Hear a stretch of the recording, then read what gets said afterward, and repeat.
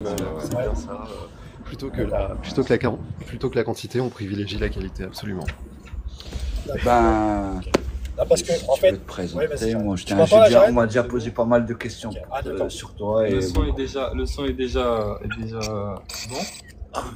son est bon. ouais, bon, voilà. Bon, le son est bon, Main est free. Tu nous entends, Jared? Oui, oui, on t'entend. Ah, ok, d'accord, parfait. Vous m'entendez? Vous nous entendez? Ouais, Vous on m'entendez t'entend bien? très bien, ouais.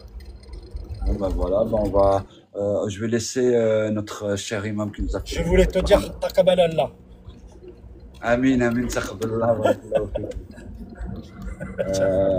Je connais l'arabe, attends, ouais. Tu crois quoi, ça? Barakallahu fik.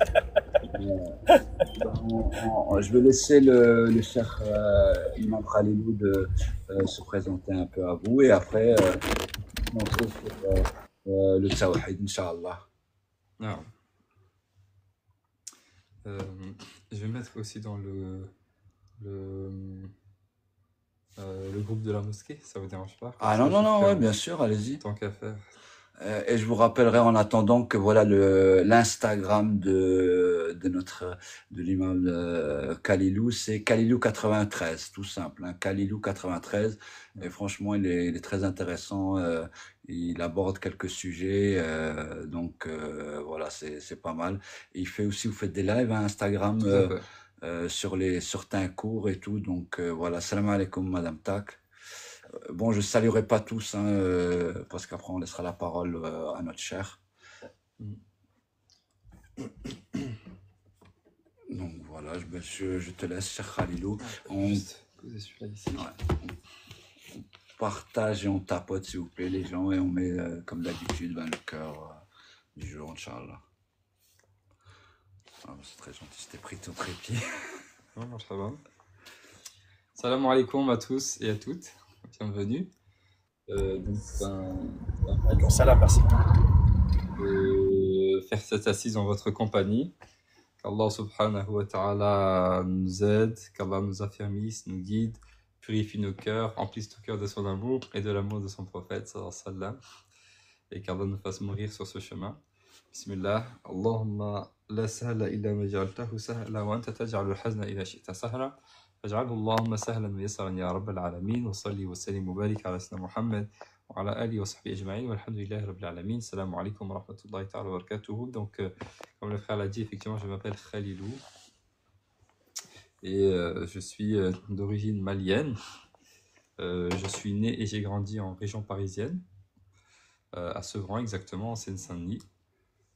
Donc, j'ai fait mes études là-bas, au collège et au lycée, jusqu'au bac. Une fois que j'ai obtenu mon baccalauréat, je suis parti au Maroc pour faire mes études religieuses là-bas. Donc je suis resté en tout 5 ans au Maroc, où j'ai fait de la mémorisation, donc bien sûr du Noble Coran, de Moutoun, ce qu'on appelle des textes religieux, des poèmes religieux sur les sciences religieuses, et où j'ai appris voilà, une dizaine de sciences religieuses. J'ai étudié à l'Institut de formation des imams du Maroc, à Rabat. Et j'ai étudié dans une madrasa, donc une école d'enseignement traditionnel dans les montagnes, dans le sud du Maroc, dans la région de Sousse, vers Tiznit, pour ceux qui connaissent. Et ensuite, je me suis installé à Fès, voilà, auprès d'un de mes cheikhs, de mon principal cheikh, le cheikh Driss Al-Fas El-Fehri, qui est notamment le vice-président de l'université Qarawiyyin, et également le khatib, celui qui fait le prêche tous les vendredis là-bas. Donc voilà mon parcours à l'étranger. Bien sûr, avant de partir là-bas, j'ai commencé à apprendre bien sûr en France, donc comme beaucoup de jeunes ici en France, hein, j'ai fait l'école arabe les week-ends, dans les mosquées, etc. Ensuite, c'est au collège que j'ai commencé vraiment à m'engager de ma propre initiative religieusement. Donc là, j'ai intégré une autre école qui s'appelait Darul Uloum. Donc là, j'ai réappris la langue arabe, j'ai appris les règles de tajwid et mes bases dans la jurisprudence. Et la suite de mon parcours, donc, il s'est fait effectivement donc, voilà, au Maroc. La suite de mon parcours religieux s'est fait au Maroc. Et mon engagement religieux, il a commencé au collège. Il a commencé au collège en 5e, très exactement, quand j'avais 13 ans. Donc, en fait, ça s'est fait d'une manière... ma mère avait l'habitude d'aller à des assises spirituelles, voilà, entre les femmes. Et il y avait en fait les mêmes choses qui se faisaient dans la mosquée. Donc les femmes, à ces assises, disaient à chaque fois n'oubliez pas de dire à vos maris, à vos enfants d'aller à la mosquée, envoyez-les à la mosquée, envoyez-les à la mosquée. Donc un jour, voilà, j'avais 13 ans, ma mère m'a dit, bon, toi aussi, tu commences à être grand, allez, il faut aller à la mosquée. Donc elle m'a ramené à la mosquée, à ces assises-là. Donc elle m'a amené une fois, deux fois. Moi, j'ai beaucoup apprécié ces assises parce que c'est des choses que j'avais pas l'habitude d'entendre. C'était une autre ambiance, je découvrais des choses, c'était des questions existentielles, au-delà, etc. Ça m'a vraiment beaucoup plu. Et quand donc ma mère m'accompagnait tous les jours. Enfin, chaque fois qu'il y avait les assises, elle m'amenait en voiture, elle me déposait, elle m'attendait à la sortie, elle me remenait, elle me ramenait à la maison. Et elle a fait ça un bout de temps jusqu'à ce qu'elle a vu que j'apprécie ça. Et ensuite, quand elle a vu que j'appréciais, elle m'a laissé. Elle me surveille quand même du coin de l'œil, mais voilà, en tout cas. Et donc, depuis que j'ai commencé à ce moment-là, alhamdoulilah, je suis resté vraiment attaché à la mosquée. Donc, j'ai fait mon collège, mon lycée. Au lycée, je me suis beaucoup engagé. Ça aussi, c'est un moment important de mon parcours parce qu'au lycée, j'ai fait en fait la découverte de l'engagement citoyen, entre guillemets, ou dans la société. Je me suis engagé beaucoup dans les instances de la vie de la démocratie lycéenne, le conseil de la vie lycéenne. J'ai été jusqu'au conseil académique, conseil national de la vie lycéenne. J'ai siégé au conseil supérieur de l'éducation pendant 2 ans pour représenter les lycéens de France. Donc j'étais vraiment engagé dans le syndicat lycéen. J'étais à l'UNL à l'époque, l'Union nationale lycéenne, où je me suis engagé là-dedans. J'ai créé la fédération du 93 et j'étais au bureau national donc pendant mes années lycée. Et ensuite, j'ai fini par fonder moi-même une association, la Fédération des maisons des lycéens, ça s'appelle. Dans chaque lycée, il y a ce qu'on appelle, à l'époque, il y avait ce qu'on appelait les foyers socio-éducatifs, c'est l'équivalent de la coopérative en primaire. Au lycée, ça s'appelle la maison des lycéens, les MDL. Donc moi, j'ai créé en fait l'association qui a vocation à fédérer les MDL au niveau national. Donc voilà, ça c'est un peu ce que j'ai fait avant. À côté de ça, j'étais aussi au conseil régional des jeunes. Donc voilà, un parcours un peu militant, un peu engagé. Mais après, voilà, j'ai fait le choix vraiment d'étudier Sciences Po. Alors comment ça s'est fait, comment c'est venu? Vu que j'étais engagé dans beaucoup de ces structures-là, en 2015, quand il y a eu les attentats, j'ai vécu aussi ces attentats-là de l'intérieur d'un certain nombre de ces structures-là et de ces conseils, etc. Et j'ai entendu beaucoup de choses qui m'ont pas mal blessé et qui étaient, je pense, le fruit de l'ignorance de l'islam. Et quand j'ai entendu ça, j'ai dit, mais voilà, donc là, il y a des gens qui disent l'islam c'est extrême, l'islam c'est archaïque, etc. Et de l'autre côté aussi, des musulmans qui disaient non, mais ils ont eu raison, ou bien qui disaient on ne peut pas s'engager dans cette société-là parce que c'est une société de musulmans, etc. Donc il y avait un peu deux extrêmes. Moi, je me disais à l'intérieur de moi-même, mais moi je suis musulman, totalement musulman, et j'ai pas de problème avec ça. Et en même temps, je suis français et je m'engage ici, pas de problème avec ça. Donc il faut que je crée un pont avec les deux, et entre les deux. Et c'est là que j'ai décidé de partir. Je me suis dit, là, je me suis engagé plusieurs années dans les structures de l'engagement. Maintenant, il faut que je fasse la même chose religieusement. Et c'est là que j'ai fait le choix de partir étudier la religion pour avoir à la fois le profil d'une personne engagée dans la société et en même temps engagée dans la religion pour montrer que c'est tout à fait possible. On peut être totalement français et totalement aussi donc, engagé. Je m'en fiche d'être français ou pas aux yeux des gens.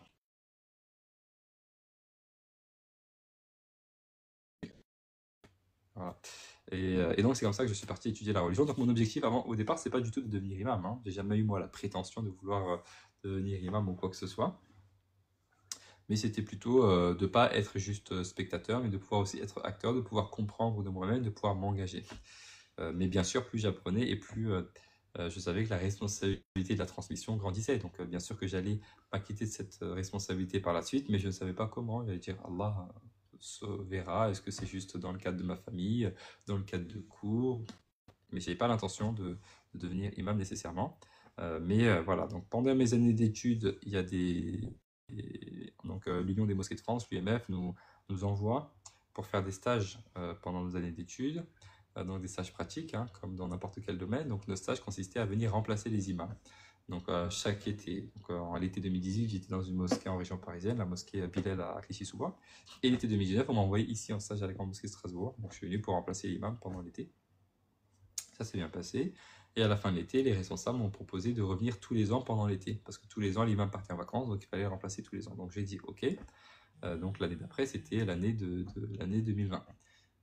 Et donc en 2020, je suis revenu donc à la grande mosquée de Strasbourg, mais avec simplement l'objectif de remplacer l'imam pendant l'été. Je voulais en tout cas, sauf qu'il y a eu le Covid. Donc j'ai pas pu venir, normalement je devais venir juillet, août, septembre, j'ai pas pu venir en juillet, j'ai pas pu venir en août parce que les frontières étaient fermées. J'ai pu venir que fin août parce qu'il y avait un avion de rapatriement de la France du Maroc vers la France. Donc je suis venu, j'ai dit au responsable, désolé, j'ai pas pu venir avant, je viens juste septembre et je repars parce que je vais continuer mes études. J'avais déjà pris mon diplôme, j'étais déjà diplômé de l'Institut de formation des imams, mais j'essayais de rentrer à l'université Qarawiyyin. J'ai dit, je vais retourner au Maroc, je vais rentrer à Qarawiyyin pour aller encore plus loin, j'ai pas envie de m'arrêter là.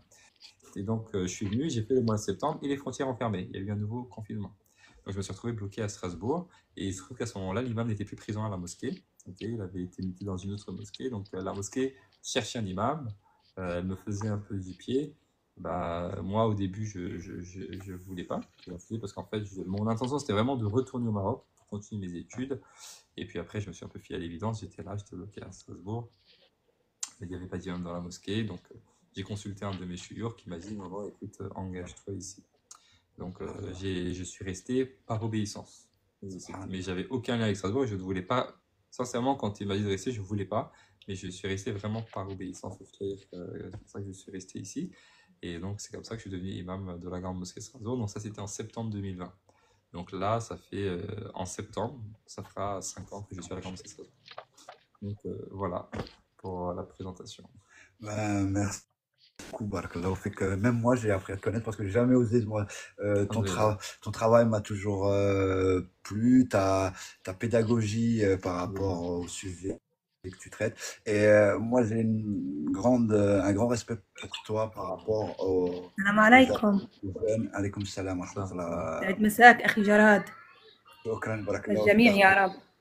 نعم لقد تسكري المايك أختي. C'est des Gazaouis qui viennent parce que j'aide toujours les Gazaouis. Et bon, j'aimais beaucoup Mohamed Naoui qui était l'ancien imam. Il m'a appris beaucoup, Inch'Allah. Mais voilà. Alors moi, comme je t'ai dit, comme je vous ai dit, j'avais un très très grand respect pour vous, surtout par rapport à la transmission et l'attraction que vous donnez aux jeunes de notre ville. C'est incroyable et c'est des jeunes méritants et ils avaient besoin, subhanallah, Allah, ça a été vous qu'Allah a missionné, je pense, pour ça. Alors, comme je vous avais demandé, on va rentrer dans le vif du sujet parce que comme pour moi, et vous savez très bien que je suis beaucoup je suis engagé un peu par rapport à ma hauteur, à ma petite échelle, pour parler de nos frères de Gaza et essayer de les aider comme on peut. Alors on va rentrer dans le vif du sujet. Si vous pouvez nous donner les règles fondamentales du Tawhid, parce que je trouve que on oublie ça aujourd'hui et on doit réapprendre ces règles fondamentales qui sont la base de notre religion. Alors, le premier sujet donc, que vous voulez que j'évoque, c'est la question du Tawhid. Le Tawhid, la base du Tawhid, c'est la parole de Tawhid. La parole de Tawhid, qui n'est rien d'autre qu'on appelle aussi Al-Kalimatu Tayyiba, la bonne parole, qu'on appelle aussi Ash-Shahada, ou bien Ash-Shahadatayn, c'est la parole La ilaha illallah, qui est suivie bien sûr de Muhammad Rasulullah. C'est la parole Tawhid, c'est Kalimatu Tawhid. Tawhid, c'est la chose la plus importante dans la religion musulmane. Vous n'êtes pas sans savoir que le tout premier pilier de l'islam, c'est justement cette shahada-là. Ashhadu an la ilaha illallah, suivi de Ashhadu anna Muhammad Rasulullah.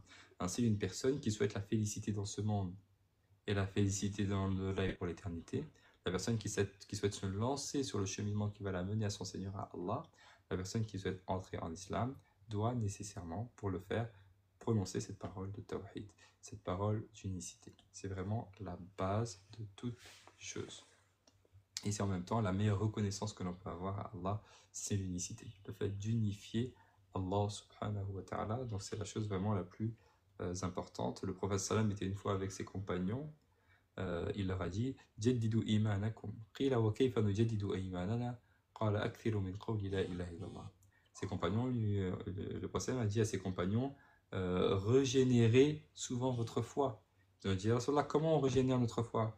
Il leur a dit répétez souvent la parole La ilaha illallah, La ilaha illallah, Kalimatu Tawhid. Également, nous avons une sourate qui est la sourate At-Tawhid. Ok, c'est l'une des noms de ces sourates-là. C'est la sourate Al-Ikhlas. Sourate Al-Ikhlas, parmi ces noms, on l'appelle également sourate Al-Tawhid. Ok, parce qu'elle représente Al-Tawhid, l'unicité pure. Qul Allahu ahad, Allahu samad, lam yalid wa lam yulad wa lam yakul lahu kufuwan ahad. Donc ça, c'est la chose la plus importante. Le Tawhid, c'est le fait donc d'unifier Allah subhanahu wa ta'ala. Le fait d'unifier Allah subhanahu wa ta'ala, c'est un concept donc, qui est très important, qui est fondamental. Nous avons dans la croyance musulmane, le tawhid c'est également un des noms de la croyance musulmane, des sciences de la croyance musulmane. On l'appelle ilmu at-tawhid. Ilmu at-tawhid, c'est la science de la croyance, alors qu'on appelle la science de l'unicité, parce que ce qu'il y a de plus important dans ces croyances-là, c'est bien sûr l'unicité d'Allah subhanahu wa ta'ala. Alors quand on parle de l'unicité d'Allah subhanahu wa ta'ala, de quoi est-ce que l'on parle? Les savants, quand ils parlent de l'unicité d'Allah subhanahu wa ta'ala et de cet attribut-là, qui fait partie des attributs essentiels d'Allah, okay, on considère que si je crois qu'Allah existe, si je crois qu'il est Allah, qu'il est Dieu, alors je crois qu'il est nécessaire. Je crois nécessairement qu'il est un et un seul. Il ne peut être que un et un seul. Il ne peut pas y en avoir deux, il ne peut pas y en avoir trois, il ne peut pas y en avoir plus que cela. Pourquoi? Parce qu'un Dieu, par définition, un Dieu contrôle tout. S'il contrôle tout, il contrôle tout ce qui n'est pas lui-même. Donc s'il y a un autre Dieu qui n'est pas lui-même, il contrôle aussi cet autre Dieu-là. Sauf qu'un Dieu qui est contrôlé ne peut pas être un Dieu. Donc c'est impossible. Okay? Imaginez que j'ai une divinité A et une divinité B. La divinité A décide que le soleil est jaune. C'est la divinité A qui l'a choisi, donc la divinité B ne l'a pas choisi. Donc la divinité B doit subir le fait que le soleil soit jaune. Est-ce qu'un Dieu peut subir quelque chose? Non, c'est impossible. Donc c'est pas possible. Il est un et un seul, subhanahu wa ta'ala. Et ça, c'est une nécessité rationnelle. C'est une nécessité rationnelle. On ne peut pas s'imaginer que Dieu puisse être plusieurs. Donc il est un et un seul. Puisque c'est une nécessité, ça fait partie des attributs essentiels, des attributs nécessaires d'Allah. Dans la croyance musulmane, il y a des attributs essentiels à Allah, c'est-à-dire des attributs essentiels dans le sens où, des attributs nécessaires dans le sens où on ne peut pas s'imaginer le contraire de cela. Parmi ces attributs essentiels à Allah, le cinquième, c'est ce qu'on appelle Al-Wahdaniyya. Al-Wahdaniyya, c'est l'unicité. C'est le fait que Allah soit un et seul. Et quand on se plonge dans cette unicité-là, dans ce tawhid-là, dans ce Wahdaniyya-là, on retrouve les savants qui nous expliquent que Allah subhanahu wa ta'ala, dans son unicité se divise en trois. Wa wahidun fi dhatihi, wa wahidun fi sifatihi, wa wahidun fi af'alihi. Allah est un, il est seul dans son être, dans son essence. Il est un, il est seul dans ses attributs. Et il est un, il est seul dans ses agirs, dans ses actions. Donc il est un dans son essence d'abord. Wahidun fi dhatihi. Qu'est-ce que ça veut dire? Il est un dans son essence, ça veut dire que Allah n'est pas constitué de plusieurs essences. Allah n'est pas compartimenté. Allah n'est pas divisé. Allah n'est pas catégorisé. Il est un dans son essence. Indivisible. Subhanahu wa ta'ala. Wahidun fi dhatihi. Il est un. Il n'est pas composé de plusieurs parties, de plusieurs catégories ou bien de plusieurs divisions, etc., etc. Il est un, et ce un-là, nous ne pouvons pas se l'imaginer. C'est pourquoi le prophète il dit la kalama fi rabb. On ne peut pas parler sur l'essence de Dieu véritablement. On ne peut pas imaginer Allah. Dans le Coran, il dit wa lam yakul lahu kufuwan ahad. Il dit dans le Coran aussi laysa kamithlihi shay. Rien ne lui est semblable. Kull ma yakhthuru bi balik fallahu bi khilafi dhalik. Tout ce qui peut te traverser l'esprit, Allah est différent. Ok? Kullu ma comment on dit? Kullu ma yakhthuru bi balik fallahu bi khilafi dhalik. Ok? Tout ce qui te traverse l'esprit, Allah est différent de cela. C'est-à-dire qu'il n'est pas comme ces créatures. Pourquoi? Nous, quand donc on ne peut pas imaginer Allah. Parce que dès lors qu'on imagine, nous, en tant qu'être humain, quelque chose, si je ferme les yeux et j'imagine une chose, par exemple, j'imagine une voiture, cette voiture que j'imagine, elle a forcément une forme. Elle a forcément une couleur. L'être humain ne peut pas imaginer une chose sans couleur. Ce sera au pire, soit tout noir, soit tout blanc. Mais il y aura forcément une couleur. Et je n'imagine une chose qui n'a aucune forme. Ça n'existe pas pour nous en tant qu'être humain. Une chose a forcément une forme et une couleur. Et forcément dans quelque chose. Ok? Allah, il est le créateur des couleurs. Il est le créateur des formes. Il est le créateur des endroits. Il est le créateur donc il n'a pas de couleur particulière. Il n'a pas de forme en particulier. Il n'est pas dans un endroit en particulier. C'est pourquoi il dit Laysa kamithlihi shay. Ce shay-là, nous, ce shay-là, on ne peut pas se l'imaginer sans forme, sans couleur, etc. Mais Allah, laysa kamithlihi shay. C'est-à-dire que rien n'est semblable à lui. Donc on ne peut pas imaginer Allah. C'est impossible. C'est pourquoi l'imam Ibn Asakir, il dit dans sa aqida qu'il écrit, il dit وَلَا يُقَالُ مَتَى كَانَ وَلَا أَيْنَ كَانَ وَلَا يُقَالُ مَتَى كَانَ وَلَا أَيْنَ كَانَ وَلَا كَيْفَ كَانَ وَلَا مَكَانَ كَوْنَ الْأَكْوَانَ وَدَبَّرَ الزَّمَانَ. On ne dit pas où il est, quand il est, comment il est. Parce que le comment, c'est pour les créatures. Nous, quand on va s'y mettre. Donc, et c'est aussi pour ça qu'on ne peut pas voir Allah aussi en ce monde. On peut le voir dans l'au-delà. Allah va nous donner lui-même la capacité de le voir. Comment en ce monde, ce n'est pas possible. C'est pour ça, dans l'islam, on ne représente pas Dieu, on ne représente pas Allah, comme ça peut l'être dans d'autres religions. Impossible. On ne peut pas imaginer Allah, subhanahu wa ta'ala.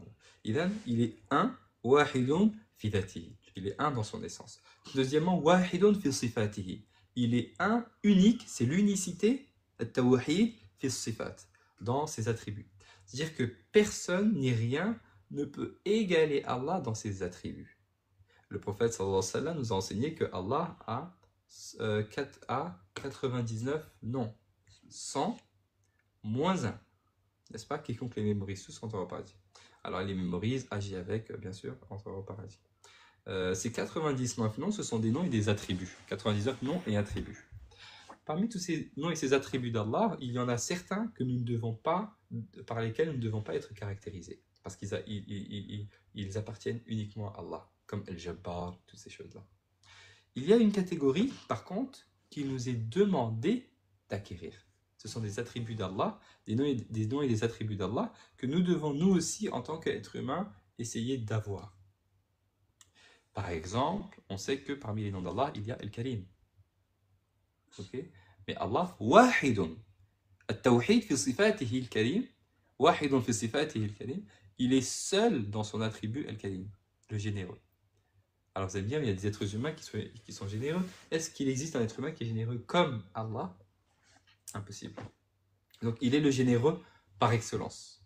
On dit Allah al-jamil par excellence. On dit Allah al-latif par excellence. On dit Allah al-rahim, al-rahman, al-ghafour, al-raouf par excellence. Tous les êtres humains qui ont ces attributs-là, ça ne vient que de l'attribut d'Allah. Et ce sera toujours en deçà. Okay? Une personne qui est généreuse, un jour je lui demande, elle me donne. Le lendemain, elle me donne. Un jour elle va me dire, oh c'est bon, pourquoi tu me demandes tout le temps? Allah, il ne dit jamais ça. Il donne, il donne, il donne, il donne, il donne, il donne. Il donne sans compter. Subhanahu wa ta'ala. Donc ça, personne ni rien ne peut égaler Allah dans ses attributs. Il est seul. Il est seul, c'est l'unicité dans ses noms et dans ses attributs. Subhanahu wa ta'ala. Et puis troisièmement, il est unique dans ses actions, dans ses agirs.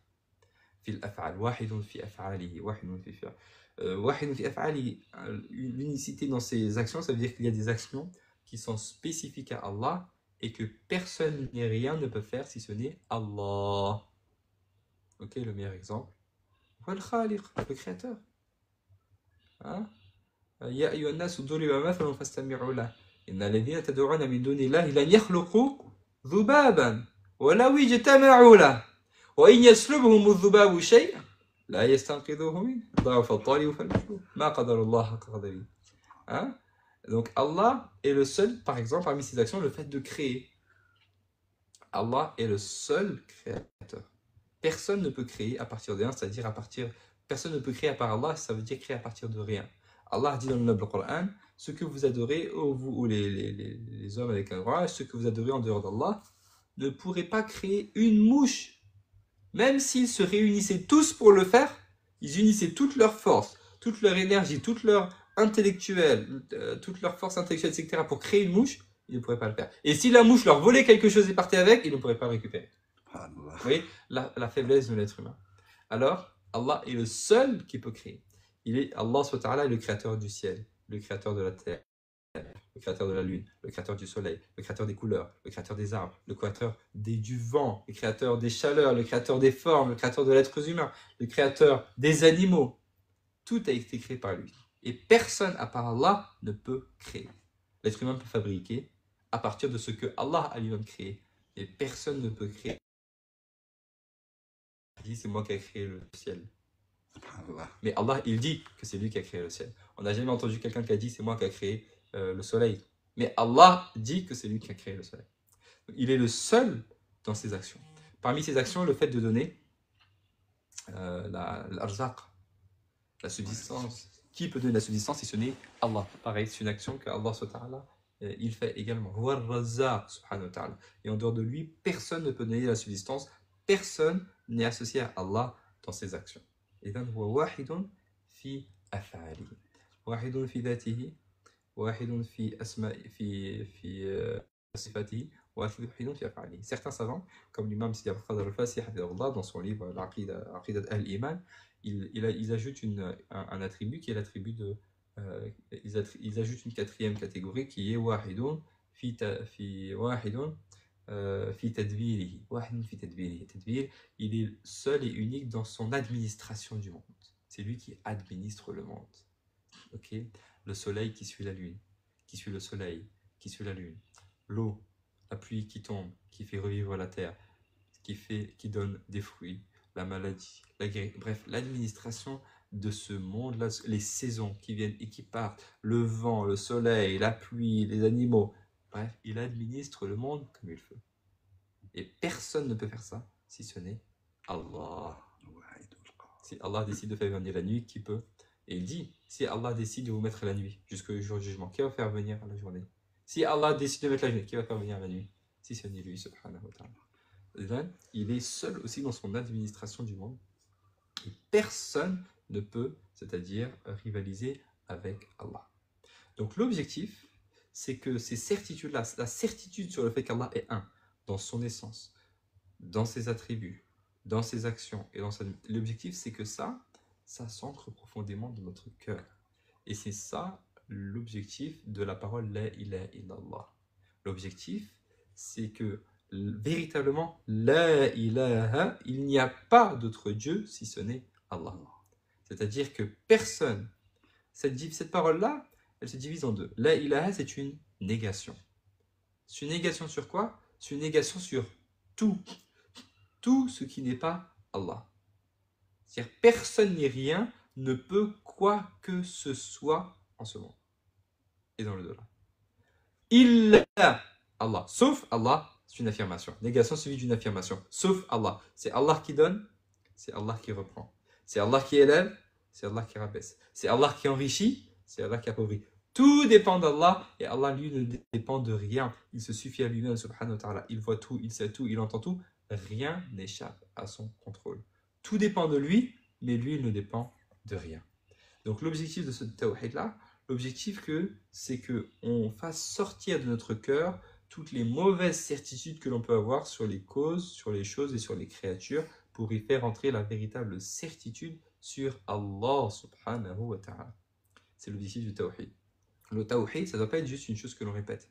À chaque adhan, à chaque iqama, dans chaque prière, à chaque formule de dhikr. Mais l'objectif, c'est que ce tawhid-là, il s'ancre profondément dans notre cœur, qu'on ait la certitude qu'il n'est véritablement que Allah et que toutes les causes que l'on voit ou que l'on fait, derrière ces causes-là, il y a Allah. Donc on fait les causes parce qu'on est dans un monde de causes.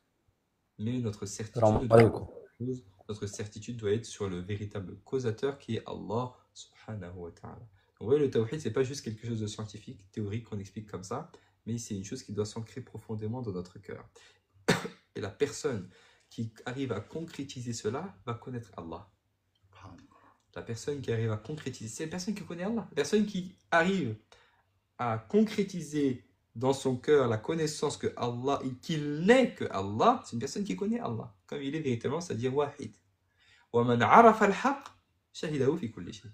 Et la personne qui va arriver à cette connaissance d'Allah, de la vérité, verra Allah à travers toute chose. Ça veut dire que chaque chose va lui rappeler Allah. Elle va voir des signes d'Allah Donc tout va lui rappeler Allah. Elle va voir Allah en permanence dans son esprit. Ça, bien sûr, c'est un niveau qui est très haut, mais l'objectif, c'est que nous aussi, dans notre vie de tous les jours, on s'exerce à cela. Donc, comment est-ce que l'on fait maintenant pour que ça vienne en nous? Pour que la réalité de la certitude sur le tawhid vienne en nous. Ok, le prophète sallam nous a donné un certain nombre de moyens. D'abord, premièrement, il faut demander à Allah. La hawla wa la quwwata. Alors, il faut demander à Allah. Faut demander, quand on est dans des situations de détresse, on demande à Allah. Quand on veut du bien, on demande aussi à Allah. Oh Allah, on dit à Allah, oh Allah, accorde-moi, oh Allah, Allahumma rzuqni haqiqat kalimat at-tayyiba, haqiqat kalimat at-tawhid. Oh Allah, accorde-moi la vérité et la certitude sur cette parole d'unicité. Ok, véritablement, demander à Allah Ta'ala de nous accorder cela, premièrement. Deuxièmement, il faut s'entraîner à la répéter, à la dire. Le dhikr, hein, le prophète, il dit, la meilleure chose que j'ai dit, moi et Afdal ma qultu ana wa nabiyina min qabli la ilaha illallah. Il dit la meilleure chose que j'ai dit moi et les prophètes les meilleures choses qu'on ait dit moi et les prophètes qui ont précédé, la ilaha illallah. C'est afdal dhikr, comme l'imam Ibn Ashir aussi il dit dans son poème, il dit wa qawlu la ilaha illallah muhammadun arsalahu al-ilahu yajma'u kull hadhihi al-ma'ani kanat lida 'alamat al-iman ila akhirih. Donc la ilaha illallah, c'est l'une des meilleures formule de dhikr. Et c'est pourquoi il est recommandé de répéter beaucoup la ilaha illallah. Savoir, il nous recommande tous les matins et tous les soirs de faire notre dhikr, hein, le istighfar, la demande de pardon, la prière sur le prophète sallam et la parole la ilaha illallah. Répéter la ilaha, et il essaie de le faire avec concentration et dévotion. Peut-être que parmi ces centaines de la ilaha illallah ou ces milliers de la ilaha illallah, je vais dire, peut-être il y en aura une qui sera sortie avec le cœur. Et si c'est le cas, Inch'Allah, on peut réussir pour l'éternité. Donc voilà, on demande à Allah et on le fait, on répète beaucoup cette formule de dhikr de la ilaha avec sincérité, c'est pas juste avec la langue mais aussi avec le cœur. Et puis chaque jour est le terrain de l'exercice. On s'exerce à la ilaha illallah. Dans notre vie tous les jours, quand on va travailler, on a présent dans notre esprit que bien sûr on travaille, on fait les causes, mais on sait que c'est Allah. Et dans toutes nos situations tous les jours, on s'en remet à Allah parce qu'on sait qu'il n'y a que Allah, le seul, l'unique, qui peut nous venir en secours, bien évidemment. Voilà un résumé sur le concept du tawhid. Barakallahu fik, Khalilou. Donc, finalement, si j'ai bien compris, c'est-à-dire que toute action que nous, on mène dans notre vie, elle n'est faite que par la volonté, que si Allah, la volonté d'Allah nous le permet. Si je me lève le matin, si je suis ici aussi, moi et vous, ici en ce moment, en train de parler de Tawhid, la ilaha illallah, c'est que... Allah l'a voulu. Qu'Allah l'a voulu. Donc, ce qui se passe à Gaza, ou les conflits, ou toutes ces choses, l'a voulu. Je rappellerai juste une ayah qui nous dit que, pour nous rappeler à ça, c'est que Allah est à la connaissance de même toute feuille qui tombe sur terre. Non. Il en a pris la connaissance. Non, tout à fait. C'est non. Ouais. وعنده مفاتح الغيب لا يعلمها إلا هو ويعلم ما في البر والبحر وما تسقط من ورقة إلا يعلمها ولا حبة في ظلمات الأرض ولا رطب ولا يابس إلا في كتاب مبين أحاط بكل شيء علما. Merci.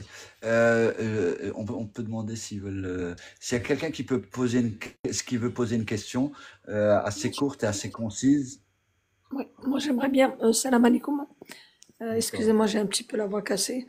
Je voudrais poser une question de savoir, c'est vrai qu'on a tendance à, quand on a un souci, de penser, demander aux amis ou demander à la famille. Et c'est vrai que ce que dit l'imam, il a tout à fait raison pour le coup, c'est que faut se remettre à Dieu. Je pense que ça soit une maladie, un problème de finance ou n'importe quoi. La première des choses, c'est de s'isoler et d'avoir la niya de son cœur, de demander à Dieu le pardon ou même l'entraide, que ce soit pour la maladie, la finance. Et nous, en tant qu'humains, on a tendance à aller voir les amis, aller voir la famille, mais Dieu, on a tendance à le mettre en deuxième plan. Et ça, c'est une erreur pour le coup. Je pense que ce que vous avez dit, oui, c'est une vérité. Barakallahu fik. Merci beaucoup pour votre attention, oui, tout à fait. Allah subhanahu wa ta'ala doit être prioritaire, toujours, bien sûr. Alors, ça ne veut pas dire délaisser les causes. Hein. Ça ne veut pas dire qu'il faut s'orienter vers le ciel et délaisser la terre. Mais ça ne veut pas dire non plus qu'il faut s'orienter vers la terre, les créatures, et délaisser le ciel. Il faut faire les deux en même temps. On a un hadith fameux, célèbre du prophète sallam. Un compagnon est venu avec sa monture au prophète sallam, voilà, ma chamelle. Est-ce que je dois l'attacher puis placer ma confiance en Allah, ou est-ce que je dois la laisser et placer ma confiance en Allah? Ok, en d'autres termes, est-ce que je fais la cause, j'attache ma chamelle pour pas qu'elle soit volée, et ensuite je place ma confiance en Allah, Allah va la préserver, ou est-ce que je dis non, c'est Allah qui va la préserver, j'ai pas besoin de l'attacher? Le Prophète lui dit, non, attache-la, et ensuite place ta confiance en Allah. Donc il faut faire les deux. Il faut à la fois faire les causes, ok, donc on peut demander du soutien aux gens, etc., mais tout en s'orientant vers Allah. C'est-à-dire que je m'oriente vers les gens pour avoir le soutien, parce que ce sont les causes, mais mon cœur, il est avec Allah, et j'ai la certitude que ces gens-là ne pourront m'être utiles que si Allah l'a lui-même décidé. Que ces gens ne pourront m'être utiles comme cause que si Allah le veut également. Tout à fait. Mais merci beaucoup, c'est très juste ce que vous dites, tout à fait. Voilà, c'est encore une question et après on Ouais. passe. J'ai une question, moi j'arrête. Oui. Salam alaikum, Imam. Ça. Déjà, je voulais vous dire que bravo pour votre parcours. On est à peu près du même quartier. Moi, voilà, j'étais pas loin de vous venez en fait. Et en fait, ma question c'est justement, nous on connaît la réalité, hein, la jeunesse aujourd'hui, etc. Ah, pardon, je vais avoir deux questions. La première question, c'est qu'est-ce que vous pourriez dire aux jeunes qui aujourd'hui bon, sont dans les mosquées, certes, mais en réalité délaissent un peu, c'est-à-dire comment dire, la communauté dans le sens où, vous voyez, par exemple, avec ce qui se passe aujourd'hui en Palestine, on est loin d'avoir je veux dire, toute la communauté derrière eux, quoi, en réalité. Faut se dire la vérité. Donc, comment on peut faire pour que ça soit pas pour eux, pardon, hein, entre guillemets, que de la théorie, mais aussi qu'ils passent vraiment à la pratique dans le sens où on doit défendre aussi nos frères. Enfin, vous comprenez ce que je veux dire? Je sais pas. Bien sûr, tout à fait, tout à fait. Alors, il y a deux choses là-dessus. La première chose, c'est que moi, je pense que l'écrasante majorité des musulmans sont sensibilisés à la question. Là, je pense que l'écrasante majorité des musulmans sont, en tout cas, intérieurement engagés et acquis à la cause. Parce que je pense que c'est, et y compris nos jeunes qui sont dans les mosquées, etc., etc. Ça, je pense que c'est vraiment quelque chose qui est acquis, sensibilisé, tout le monde doit en parler, ça, il n'y a pas de problème. Maintenant, l'étape de l'engagement, ça, c'est encore autre chose. Et je pense que ce manque d'engagement que l'on constate, il n'est pas propre à la question de l'engagement contre le génocide en Palestine. Il est propre à tous les engagements. La communauté musulmane en France n'est pas la communauté, bien sûr, alors majoritairement, elle n'est pas engagée politiquement. Elle est engagée dans l'associatif, par exemple. On fait beaucoup d'associations et dans d'autres domaines. Mais par contre, sur le terrain politique et des luttes, effectivement, on n'est pas engagé. Et ça, c'est un problème. Parce que les gens lui demandent aussi, bien sûr, cet engagement-là. Et donc, là, on a un vrai travail à faire. On a un vrai travail à faire pour inciter nos jeunes, et nos moins jeunes aussi, hein, c'est vrai pour les jeunes, parce que voilà, ils ont l'énergie, ils ont le temps, etc. Fou, comme on dit, mais aussi nos moins jeunes, à s'engager en fait. Et ça, c'est pas simple du tout, du tout, du tout. C'est vrai dans tous les domaines. C'est vrai quand il faut voter, c'est vrai quand il y a d'autres. Là, par exemple, il y a la question de l'islamophobie, quand il y a des mobilisations. Parfois, on voit des mobilisations, il y a plus même de personnes qui ne sont pas vraiment concernées, de non-musulmans, qui sont plus nombreux que les musulmans. Et ça, c'est vraiment. Donc, il y a un grand travail à faire. D'abord, c'est vrai que religieusement, il y a peut-être un discours qu'il faut changer. Je sais qu'il y a certains imams qui sont encore dans l'idée qui est de dire, voilà, les manifestations, les rassemblements, c'est haram parce qu'il y a des hommes et des femmes, ou parce qu'il ne faut pas faire ça, etc. Bon. Déjà, il y a un travail théologique qu'il faut faire, pour vraiment faire comprendre aux gens que non, ce n'est pas du tout interdit, et qu'au contraire, ce sont des choses qui sont recommandées, qui sont autorisées, voire qui peuvent aller jusqu'à la recommandation, bien sûr. Donc je pense que théologiquement, déjà, on a un travail à faire. Et ensuite, c'est le même travail qu'il faut faire avec tout le monde. Hein. Quand on veut acquérir quelqu'un à la cause, on va discuter avec cette personne. Quand on veut acquérir quelqu'un à la cause et qu'elle s'engage, pas juste acquérir intérieurement, parce que ça c'est bon, c'est déjà fait. Mais on va voir cette personne-là et on la convainc, on lui donne envie de s'engager, on discute avec elle. Donc c'est du cœur au cœur, à la poitrine à la poitrine, personne à personne. On discute et on l'amène avec nous. Et je crois qu'on a ce travail aussi. Alors ça, c'est pas un travail religieux, c'est un travail vraiment militant. Ça, pour le coup, c'est vraiment le travail des militants.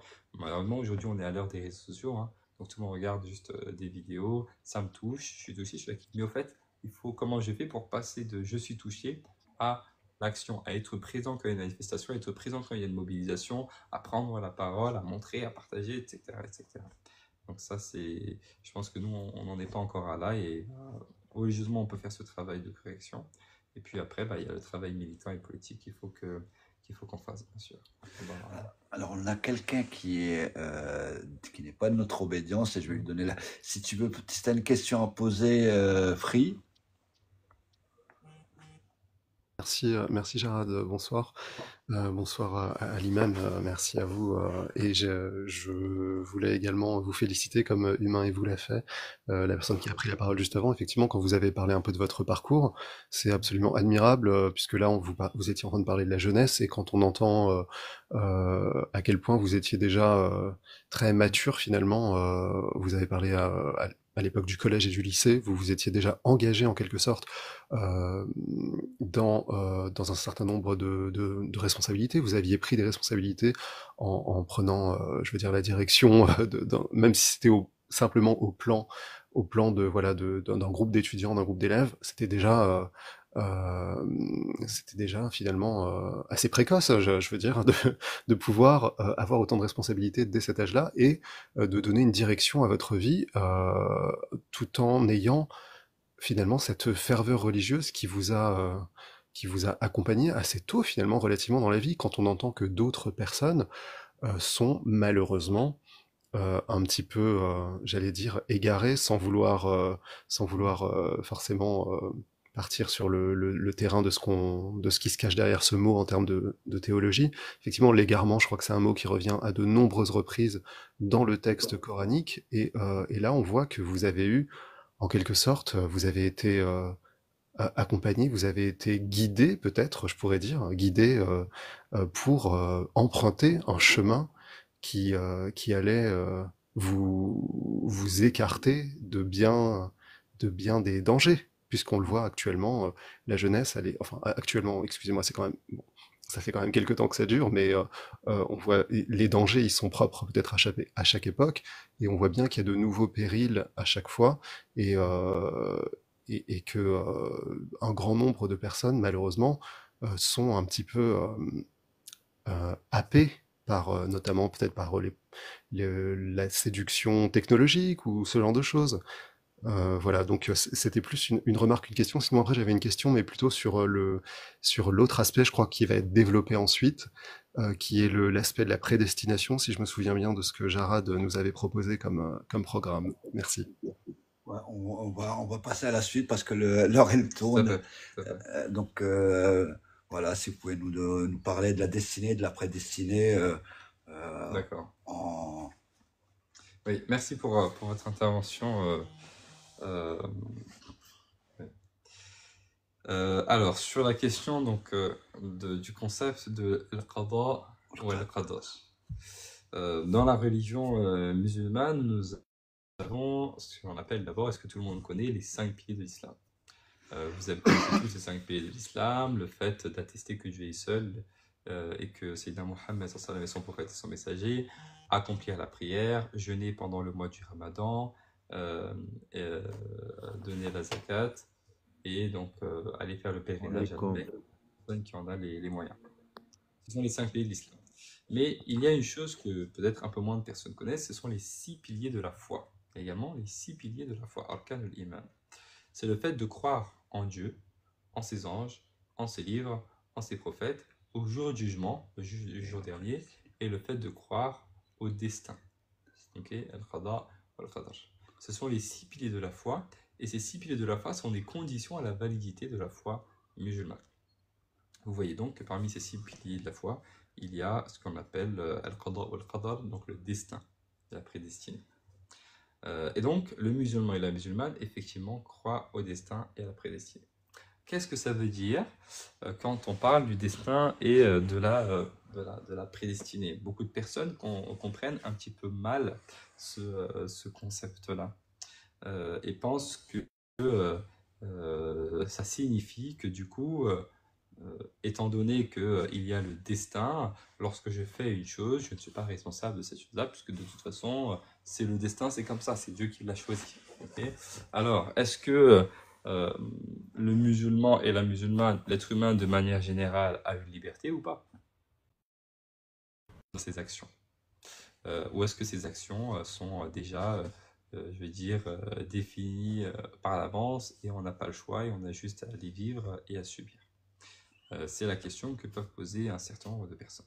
Alors, pour comprendre ce concept du destin, il faut comprendre que ce destin-là, ce concept-là est intimement lié à la volonté de Dieu.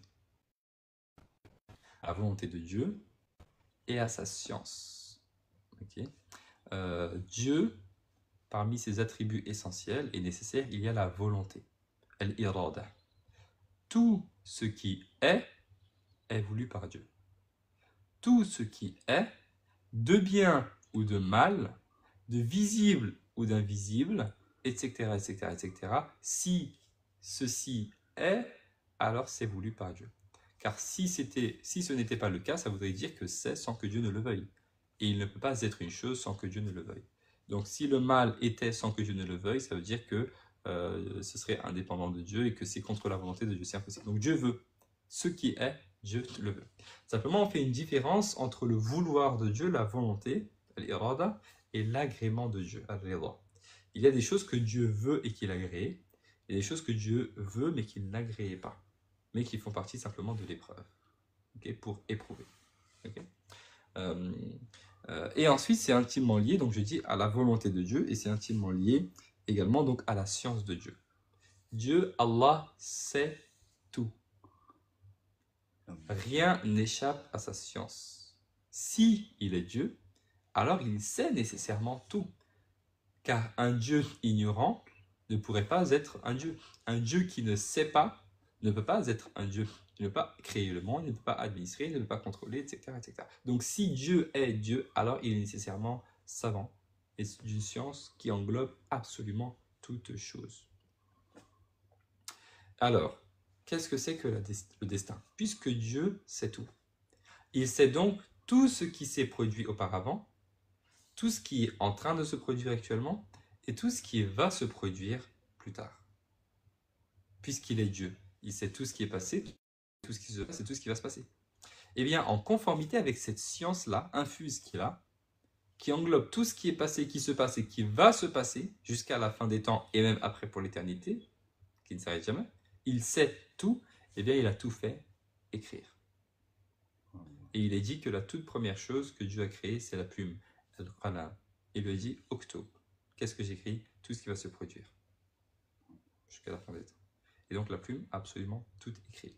C'est ce qu'on appelle le destin. Le destin, c'est il est écrit auprès de Dieu, et ce n'est que la traduction de la science de Dieu, de ce qui s'est passé, ce qui se passe, ce qui est en train de se passer. Rien de plus que cela. Okay. Et c'est même logique. Si Dieu sait tout, bah, il sait ce qu'on va faire demain. Nous ne savons pas si dans 2 semaines on sera encore vivant. Et si on est encore vivant dans 2 semaines, ce que je nous souhaite à nous tous, une longue vie dans son obéissance, si on est encore vivant, on ne sait pas ce qu'on va manger. Qui sait ce qu'il va manger le jeudi dans 2 semaines? Personne. Mais Dieu sait, Allah sait. Et c'est inscrit auprès de lui parce qu'il le sait. Subhanahu wa ta'ala. C'est le destin. C'est mon destin. Si je vais manger ça, c'est que c'est écrit. Très bien. Mais il faut comprendre que ce destin-là, donc maintenant on a compris qu'il existe parce que Dieu sait tout, donc forcément, et il a tout fait écrire en conformité avec cette science. Pour autant, il faut comprendre que ce destin-là n'est pas un destin contraignant. Ce n'est pas un destin contraignant.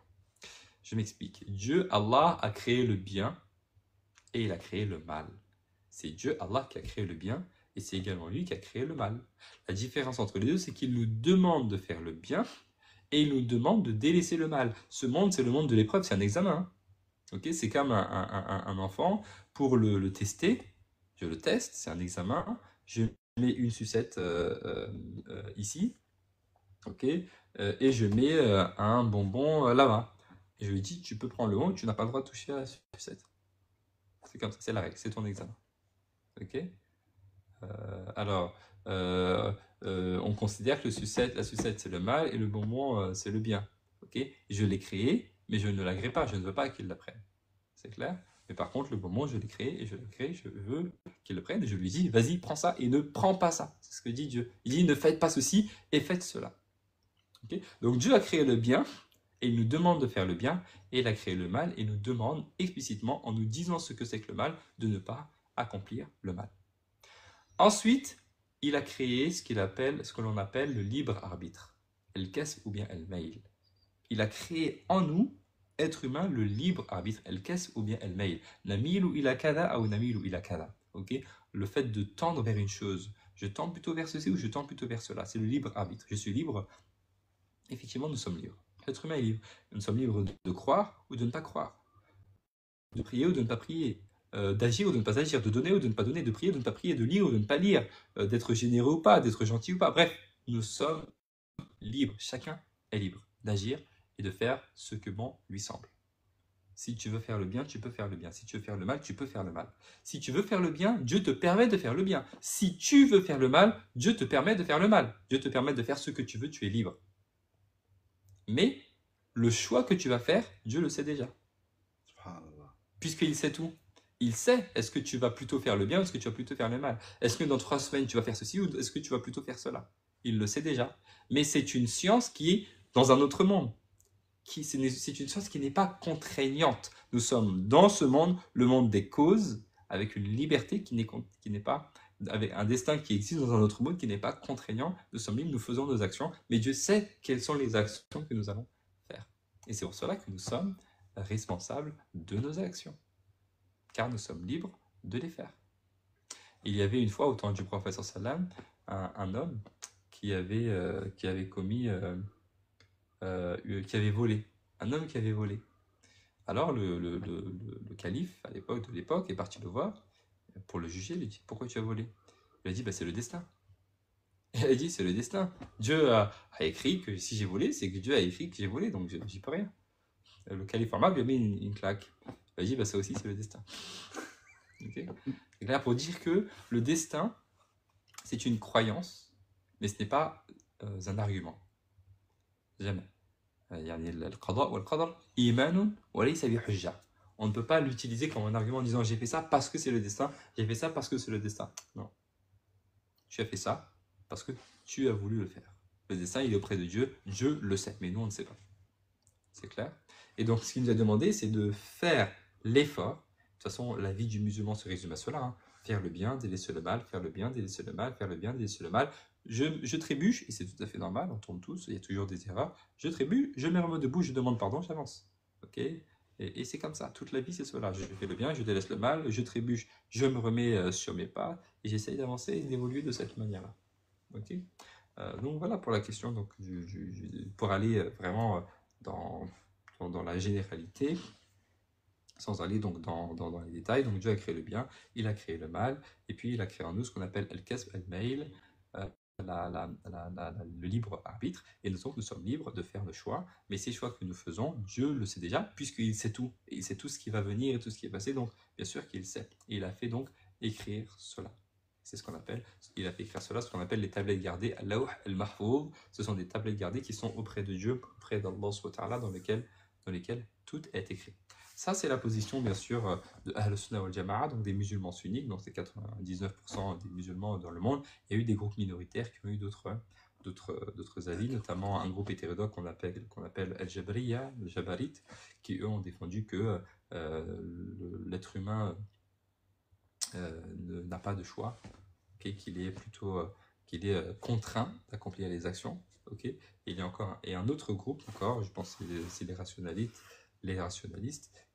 ou bien Qadariya, qui ont dit que, au contraire, l'être humain, c'est lui qui crée ses propres actions. Okay, c'est pas Dieu qui intervient, mais c'est nous-mêmes qui sommes totalement libres. Donc c'est deux extrêmes.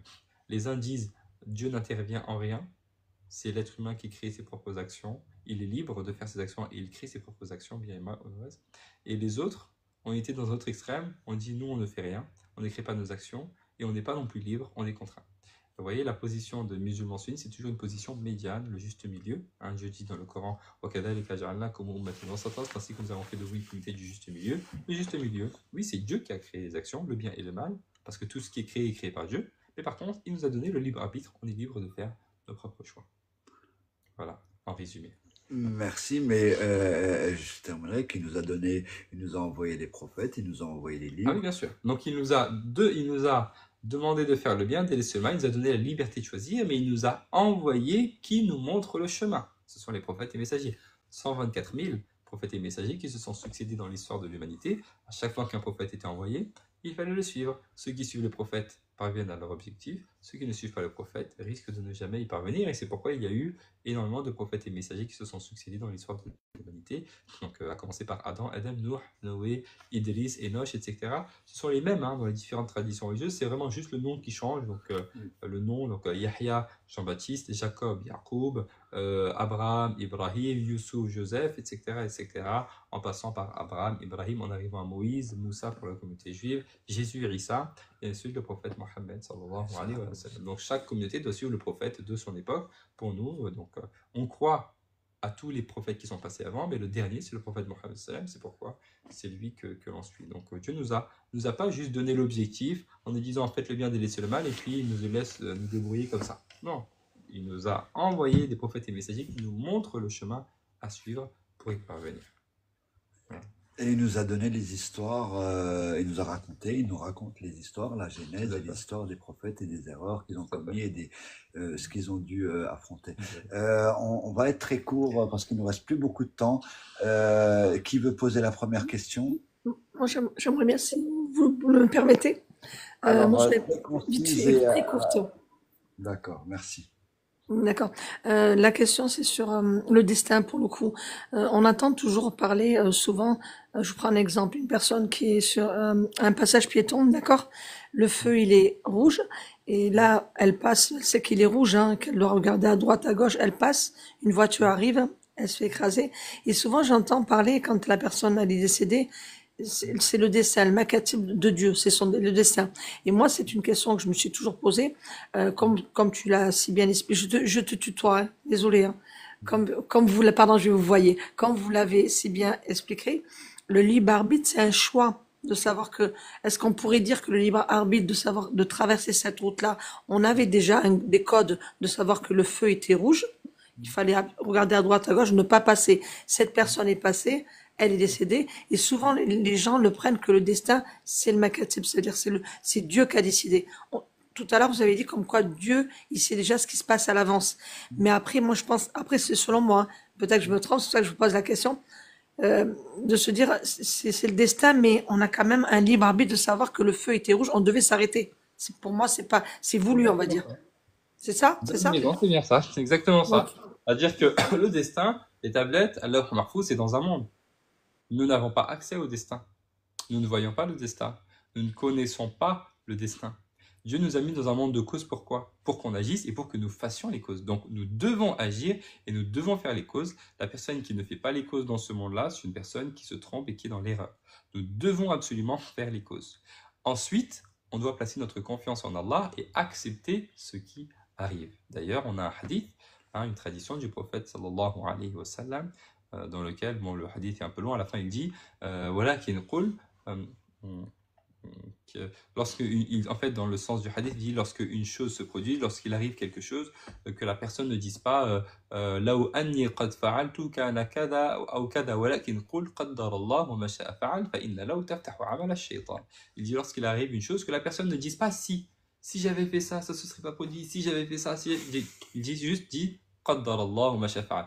Allah a prédestiné, ainsi ça s'est produit. Parce que ça y est, c'est terminé. Par contre, avant coup, tu dois absolument tout faire, toutes les causes mondaines et toutes les causes spirituelles pour que la chose se passe de la meilleure manière possible, pour éviter le préjudice, éviter les accidents, etc., etc., etc. Mais une fois que ça arrive, c'est le destin. Ça veut dire que c'était le destin et on ne peut rien faire.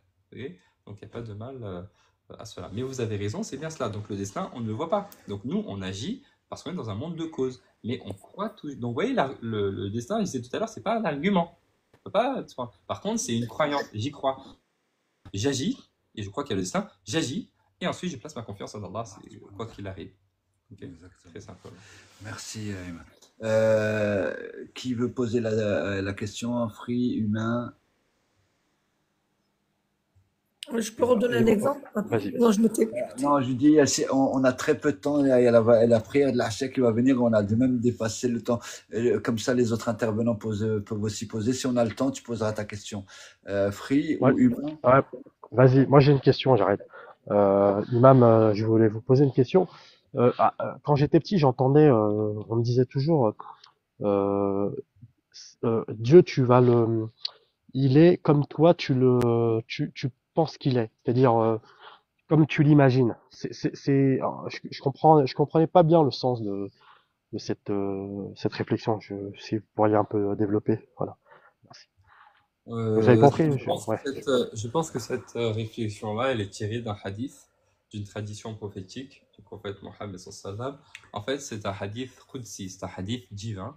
Donc les hadiths divins, les paroles sont prononcées par le prophète Mohammed sallallahu alayhi wa sallam, mais les paroles, le sens vient de Dieu, d'Allah subhanahu wa ta'ala. Dans cette tradition-là, Allah subhanahu wa ta'ala dit Ana inda dhanni abdi bi wa ana ma'ahu idha dhakarani.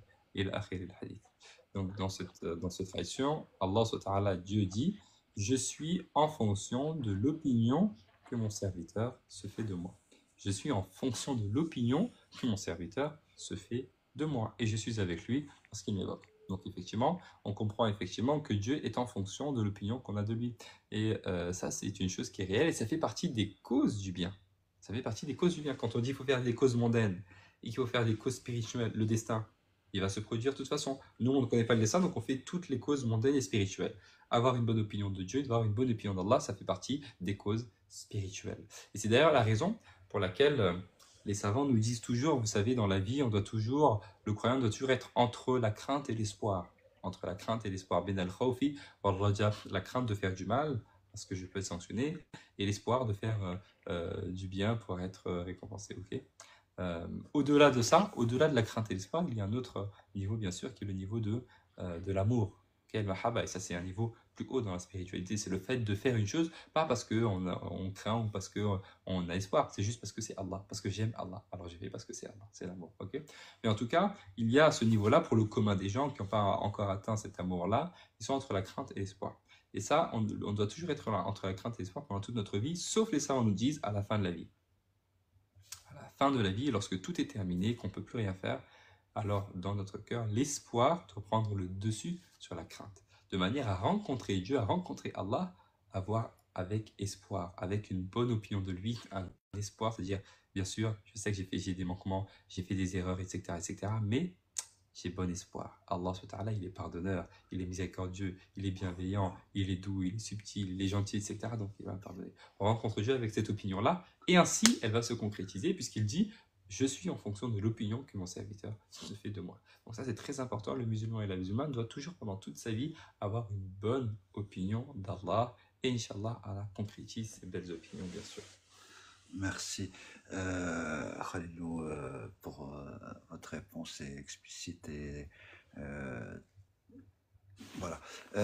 Free ou Fatima, l'un des deux, si vous avez une question à poser.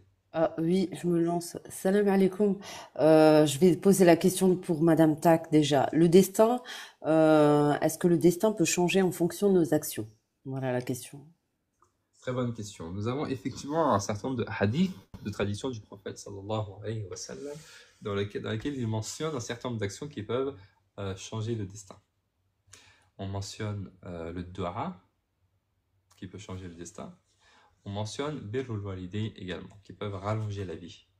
C'est-à-dire que ça peut, la personne qui veut allonger sa vie, okay, qu'elle falia ses rahima par exemple, qu'elle préserve ses liens de parenté. Okay. Qu'est-ce que ça veut dire? On considère qu'il y a deux, si vous voulez, destins. Il y a ce qui est dans Al-Lawh al-Mahfouz, la table des gardés, qui est auprès d'Allah subhanahu dans les cieux et qui ne change jamais. Et puis il y a ce qui est auprès des anges, c'est ce qui est écrit et inscrit auprès des anges dans les cieux. Et donc il est dit que ce qui est dans les cieux auprès des anges peut changer.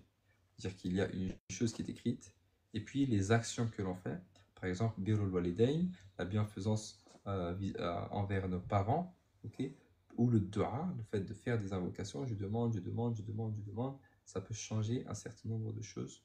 Okay. Et donc ça change ce qui est auprès des anges. Par contre, ce qui est auprès d'Allah ne change jamais. Ça veut dire que le changement qui s'opère auprès des anges est inscrit lui-même dans les tablettes gardées auprès d'Allah. Donc ça change. C'est clair?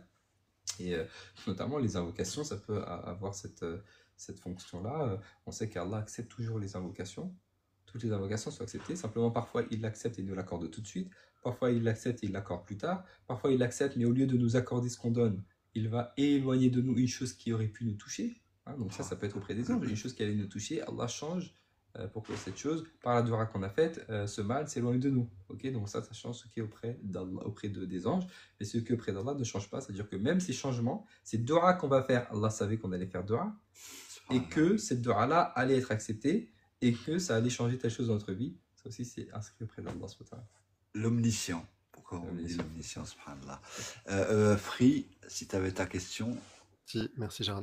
Oui, moi c'est hyper intéressant tout ce que vous êtes en train de dire, et donc je voulais, en fait, il y a une sorte de, je sais pas si on pourrait dire de paradoxe ou quoi, qui souvent n'est pas compris. C'est une question justement à laquelle beaucoup de gens font face. C'est justement cette question de modifier en quelque sorte le destin. Et lorsque vous parliez par exemple la tablette préservée, donc qui s'appelle Lawh al-Mahfouz, je crois. En fait, si on met ça en relation avec ce que vous disiez plus tôt, à savoir qu'il y a une omniscience, une forme de préconnaissance, enfin pas une forme, mais une préconnaissance justement du créateur sur absolument toute chose, même si vous décidez effectivement, vous, de changer de chemin en quelque sorte, hein, je schématise, vous avez pris une décision A à un moment donné, vous allez prendre une décision B 5 minutes plus tard, concernant le même objet, eh bien, il en aura déjà connaissance. Donc, quelque part, et sur la question également de ce qui peut être amené à changer, en fait, il est difficile de... Enfin, bon, vous me direz que c'est de l'ordre du divin, donc peut-être c'est difficile de se représenter la chose, mais comment est-ce que quelque chose qui est déjà justement dans cette fameuse tablette préservée, enfin, c'est comme ça que c'est traduit généralement, on voit mal, en fait, comment est-ce qu'il peut y avoir une forme d'avenant ou de modification qui puisse y être apportée, puisque il a déjà connaissance, effectivement, quels que soient les changements qui interviendront, même s'il répond favorablement à vos demandes, à vos invocations, il sait déjà en définitive qu'est-ce qui va se passer.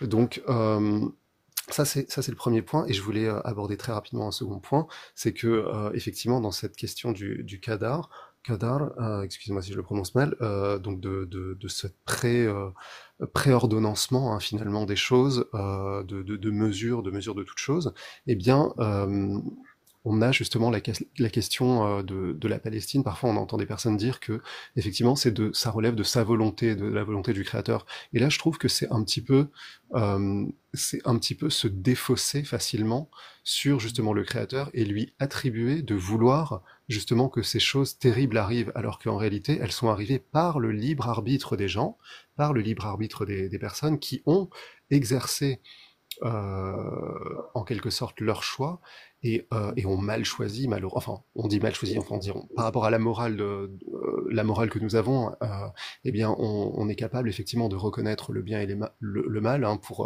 pour la majorité d'entre nous, et donc on voit bien que la situation qu'ils ont choisi de faire advenir est absolument monstrueuse, et donc on se demande comment est-ce que on peut dire finalement c'était la volonté du Créateur. Non, je crois qu'il faut et c'est là que je pense que la distinction que vous avez faite à un moment, moi je vous en remercie, c'est que il y a une différence entre ce qu'il a autorisé, ce qu'il a permis, le mal qu'il a permis en fait de pouvoir advenir, et la volonté qui est la sienne de laisser ces choses, et la volonté en fait qui est qui est véritablement la sienne en fait de guider les gens, mais en réalité les gens ne choisissent pas d'être guidés, mais ils choisissent une autre direction qui peut être celle de commettre des actes terribles. Excusez-moi d'avoir été un peu long. Je vous en prie. Alors, concernant le premier point, c'est exactement ça. Il n'y a pas d'avenant possible, entre guillemets, il n'y a pas de changement possible dans les tablettes gardées.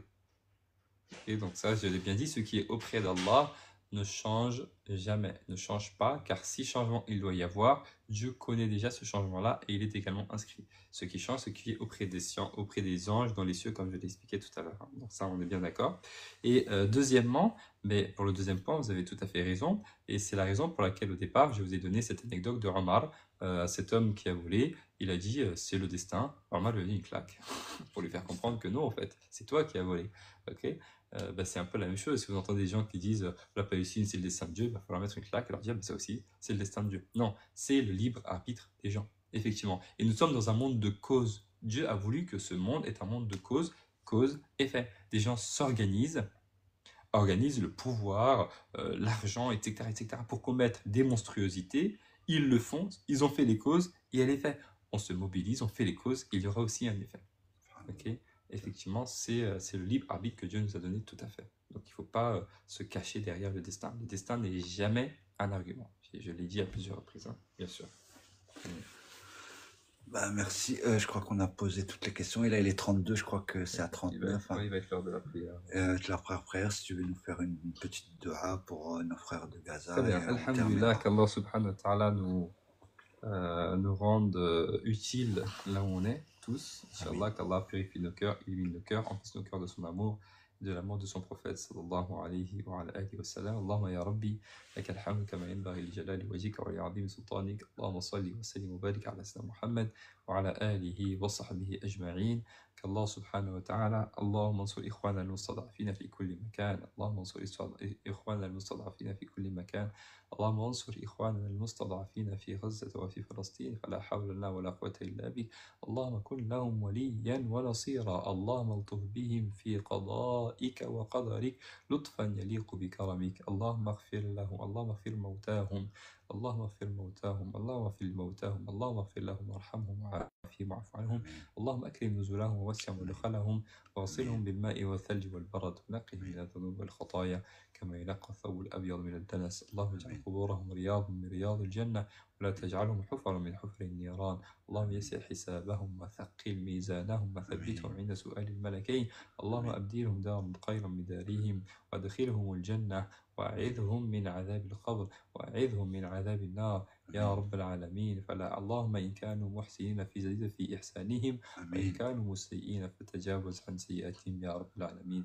اللهم لا تحرمنا أجورهم ولا تفتنا بعدهم يا رب العالمين ولا حول لنا ولا قوة إلا بك اللهم مد بهم بمدد من عندك اللهم مد بهم بعدد من عندك فلا حول لنا ولا قوة إلا بك وصلى الله وسلم وبارك على سيدنا مولانا محمد وعلى آله وصحبه أجمعين qu'Allah subhanahu wa ta'ala change les peines en joie, qu'Allah subhanahu wa ta'ala change les larmes de tristesse en des larmes de joie, qu'Allah subhanahu wa ta'ala change l'injustice en justice et en paix, et qu'Allah subhanahu wa ta'ala propage la paix partout, et surtout en Palestine et à Gaza, qu'Allah subhanahu wa ta'ala retourne les plans mauvais et maléfiques des injustes contre eux-mêmes. وصلى الله وسلم وبارك على سيدنا محمد وعلى آله وصحبه أجمعين سبحان ربك رب العزة عما يصفون والسلام على المرسلين والحمد لله رب العالمين والسلام عليكم ورحمة الله تعالى وبركاته. Merci beaucoup, barakallahu fik. Si tu veux, le mois prochain, si tu as le temps, Inch'Allah, on fera barakallahu fik. Merci beaucoup. Avec grand plaisir. Juste On va d'abord faire ça. Ah oui. Bien.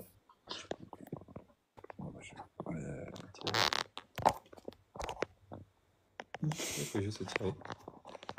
Allez-y. Voilà, merci beaucoup. Voilà, shukran. Shukran, barakallahu fik, Cheikh Abba, tout de suite, Inch'Allah, barakallahu fikum.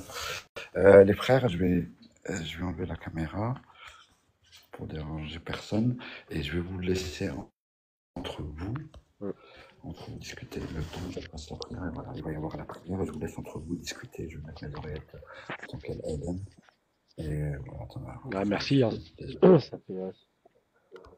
Ça fait du bien d'entendre quelqu'un de super. Hein. Franchement, machallah. Hein. Mais moi, je voulais poser d'autres questions. Je suis dégoûtée. Non, mais elle t'attendra le mois prochain. J'en avais deux. Ah non, mais je vais la poser à vous. Peut-être que vous allez répondre. On attend un peu. Pose-la. On va se concerter pour la réponse. Alors, ma question. Non, mais j'ai ma réponse, mais je voudrais avoir votre avis pour le coup. Alors, ma question de savoir, vous savez, quand on fait les ablutions et on fait la prière, d'accord, par rapport au jugement de Dieu, par rapport à la prière et les ablutions, moi je pense, selon Julia, on sera jugé de comment on fera notre prière et comment on fait les ablutions. Et je dis à côté, si en plus de ça on fait des bêtises, c'est-à-dire on fait des péchés, ben on sera double tranchant. Moi, selon Julia, je me dis qu'on sera d'abord jugé sur nos ablutions, parce qu'il y a une façon de faire les ablutions, prendre le temps de faire au niveau du nez, c'est pas le faire en 2 secondes, faut vraiment prendre le temps. ça. Et aussi au niveau de la prière, les gestes, les gestes, tous les gestes, tout ce qui est parler aussi, quand vous dites la Fatiha, il y a une façon de la prononcer, de bien prononcer les mots et tout. Et je me dis qu'à côté, si on fait des péchés, ben on sera double tranchant. Et quand on dit souvent le bon Dieu, il est miséricordieux, Ar-Rahman, c'est le repentir. Mais je me dis, comment vous expliquer ça? Je me dis que les gens, ils pensent que le fait de faire des péchés à côté et après se dire bon, je vais faire ma prière et le bon Dieu va me pardonner. Moi, je dis, faut pas penser comme ça. Pourquoi? Parce que c'est double tranchant. On est jugé sur ça, mais on sera jugé aussi des péchés. Et le but de la prière, c'est de pouvoir arrêter ces péchés pour aller sur la droiture. Oui, mais C'est pas le but. forcément, c'est pas que le seul but de la prière. La prière, c'est une Oui, mais connexion. c'est un des buts, c'est un des buts. Le but, Oui, pour moi, c'est d'arrêter d'accord. les péchés. Si tu continues, je prends juste la fornication, c'est un désastre. Mais il y a en plus, il y a trois, il y a des solutions pour ça. Non, mais c'est vrai. Oui. Par rapport à, Humain, je te pardon. laisse Je me mélange tout répondre là, là, je Moi, mélange tout parce là. que j'ai pas moi, tout écoute, compris. je suis pas, Je vais, je, et tu sais quoi? je Je suis vais faire pas un tchouka, savant. tu sais ce que tchouka, là, tu sais ce que tchouka, je vais faire moi. Je te donne Je mange. mon avis. Moi, Dis-moi. mon avis hein, par rapport aux ablutions, par exemple, parce que j'ai un exemple dans ma famille où il y a quelqu'un qui souffre vraiment du West-West par rapport à soi, parce que tu vois, c'est un jeune, et il a du mal à chaque fois, il refait plusieurs fois des douches et des douches, tu vois. Et c'est un garçon très très bien, mais il a ce problème-là, tu vois. Alors moi, personnellement, j'ai appris la prière. Tu sais, moi, en fait, je suis né musulman, mais en la réalité, j'ai été vraiment pratiquant tard, tu vois. Je me suis mis à la prière, voilà, très tard. Et moi, j'ai appris, voilà, avec des Yéménites dans le désert. Vraiment, c'est une histoire de fou. Et en fait, ces gens, ils m'ont appris que l'islam, c'était simple en réalité. Tu sais, ils me répétaient toujours, parce que moi, je suis pas arabisant, tu vois. Donc il me répétait toujours, c'est pas si difficile, enfin c'est pas, il y a pas de, faut pas que ça soit dur, faut pas que ça soit un poids, faut pas que ça soit dur. Et par rapport aux ablutions, c'est l'intention qui compte. Voilà, la prière quand tu rentres dans cet état-là, pour faire les ablutions, la prière, etc. Moi, c'est ma réponse, hein, en tout cas. La- la- L'intention et c'est ça qui compte, je crois. Je sais pas ce que toi t'en penses. Je Alors, voulais juste oui, essayer de répondre à la personne en commentaire qui a demandé plusieurs fois quels ont été les points abordés. Je vais essayer de retracer très très rapidement. En fait, donc l'intervenant qui est venu, désolé, je me rappelle pas de son nom, mais il était très très bien. Et il a un parcours formidable. Il a d'abord présenté son parcours entre la France, le Maroc.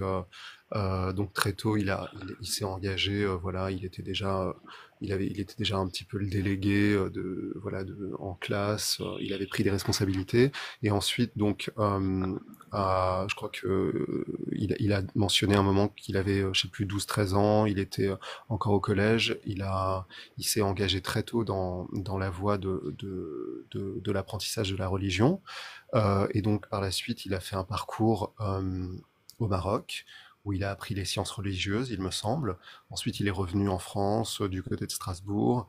Et enfin voilà, je passe rapidement dessus. Et puis, il souhaitait, lui, retourner au Maroc, si j'ai bien compris, mais devant la situation qu'il a rencontrée, ben finalement, voilà, il s'est rendu utile à sa communauté là où il était. Et ensuite, donc, il en est venu au sujet en deux parties, donc le Tawhid, l'unicité de Dieu, et ensuite, il a parlé de la prédestination. Donc, tout d'abord, s'agissant du Tawhid, je ne sais pas si vous êtes toujours là, hein, Madame Myriam, hein, qui avait posé la question, donc je finis de vous répondre. Donc, il a parlé en trois de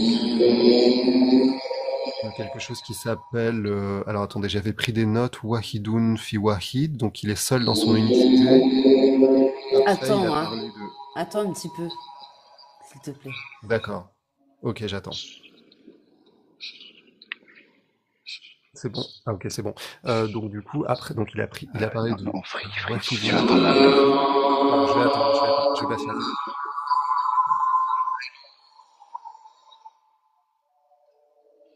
أشهد أن لا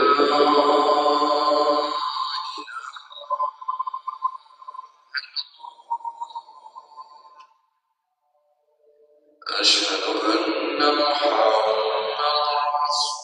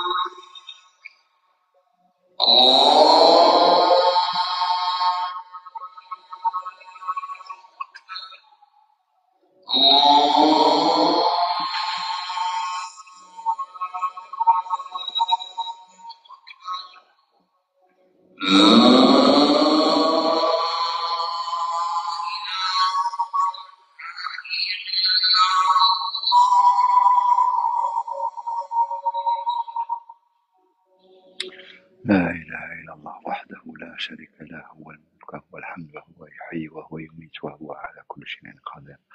سبحان الله والحمد لله ولا إله إلا الله وإلا له أكبر، لا حول ولا قوة إلا بالله العلي العظيم.